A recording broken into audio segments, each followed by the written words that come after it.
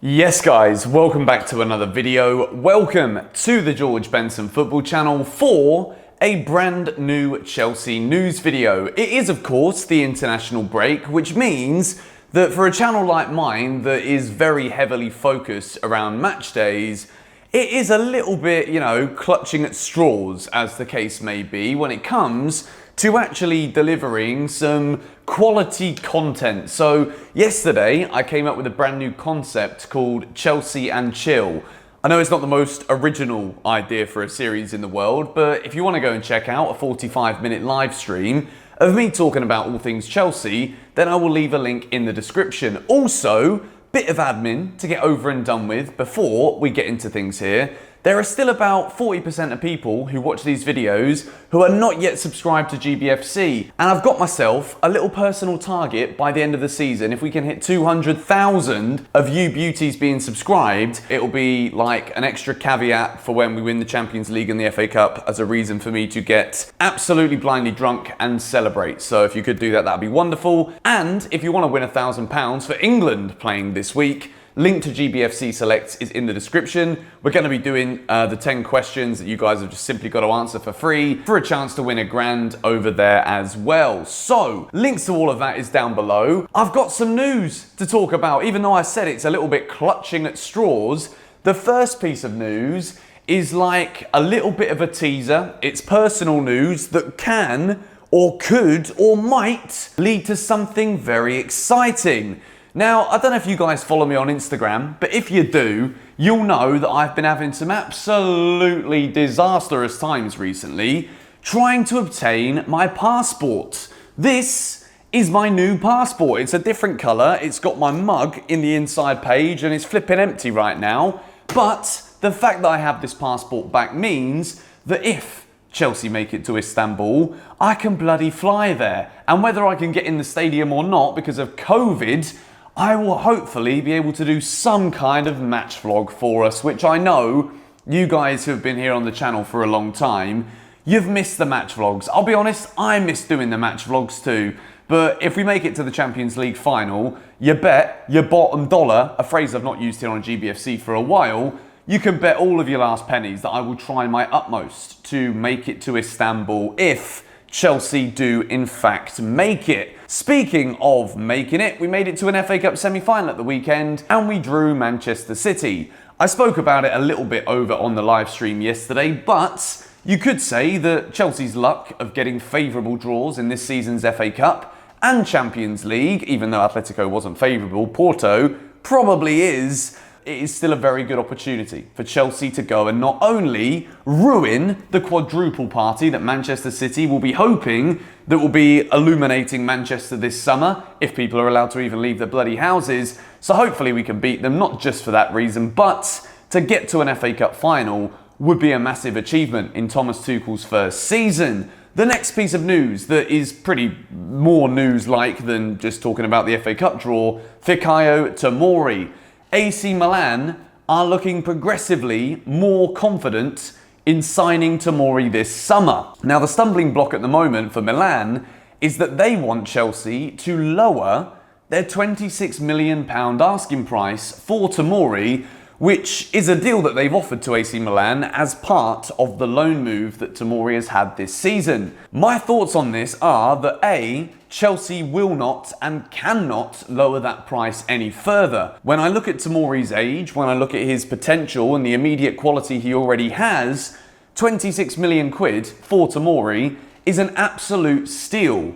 And if Chelsea have any say still as to whether or not they have to accept or choose to accept the offer that AC Milan look likely to make, as my phone pings over here, for Fikayo Tomori, then I bloody hope that Chelsea reject it, because I've been watching him quite a bit at AC Milan and he looks like that solid quality defender that I've always thought that he's been. You know, even when he came to Stamford Bridge when we played Derby in the Cup, he scored a goal for Chelsea that day too. So what more is there that we could possibly love about having Tomori at the back? Tammy in attack, Chelsea going to win the bloody Champions League, boys and girls. But that being said, the key information surrounding this story is that AC Milan are looking more and more likely to be going in for Fikayo Tomori this summer, which I personally don't like. I know that a lot of you guys that have been commenting on yesterday's stream, that have been asking me about this when the news continues to circulate about Tomori's long-term future,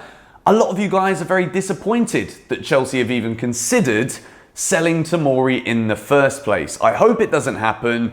Let's just hope he has a little bit of a meltdown between now and the end of the season. I don't really hope that, but you know, like when you want something bad to happen just because of your own selfish needs. But I think Chelsea would be good to keep Tomori. I think he's a quality player.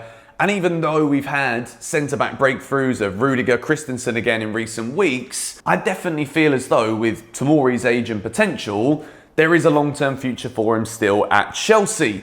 We move into a more rounded footballing piece of news, but a piece of news that would heavily impact Chelsea Football Club. There's been a lot of talks in the last few days regarding Roman Abramovich and him really now pushing to make sure that he can get back to London to get back inside Stamford Bridge.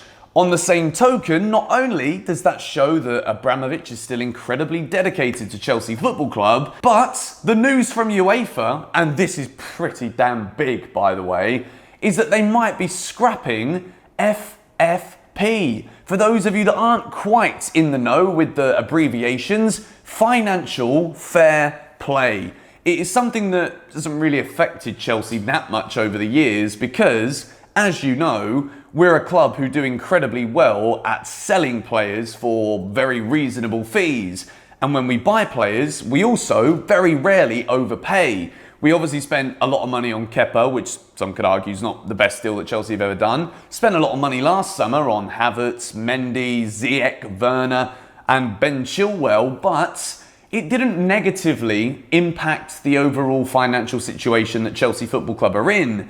If UEFA are indeed going to scrap FFP, you would be foolish to think that with Abramovich's continued interest in Chelsea Football Club and passion, love and desire that we see within the media, it would be very crazy to think of anything other than maybe a big second revolution coming out of Chelsea Football Club. The way that things are looking at the moment, the positive trajectory that we're seeing with results on the pitch, the continued talk that regardless of Champions League football this summer, Thomas Tuchel will be given the proverbial war chest to go all out on attack, to get Chelsea better players and a stronger squad for challenging next season in every single competition. If this is in fact the case, and FFP is being scrapped, yeah, there's a few more worries in there like Paris Saint-Germain, Manchester City, some of the other big giants in Europe will also have this luxury of not having to do this balancing act of financials, books and statements. But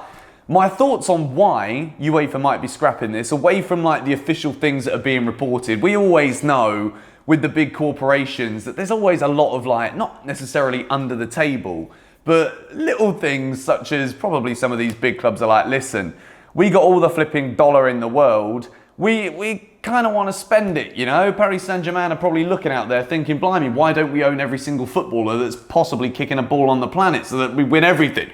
I don't know, but it positively impacts Chelsea because I feel with the energy around the club right now, with Abramovich's continued interest, I think that if that decision was to be made official by UEFA, then us Chelsea fans could get very excited about upcoming transfer windows and the potential of bringing more and more Galactico players to Stamford Bridge. Let me know what you think about this news in the comments down below. As I said, it is in fact the international break right now, but that doesn't mean that we're not trying to put out as best and as much content as we can here on GBFC. So stay tuned. Over the next few days, there's going to be some collaborations talking about loan players. We've got tier list videos coming out. We've got videos on expectations, collabs that you guys have been asking for quite some time. And hopefully, it's been a collab that's been about 4 months in the making, but hopefully I can get some in-depth transfer news about Chelsea for you. Gonna wrap this one up here just after or just before the 10-minute mark today. I'm not gonna roll it over just so it goes over 10 minutes unless I bloody have to.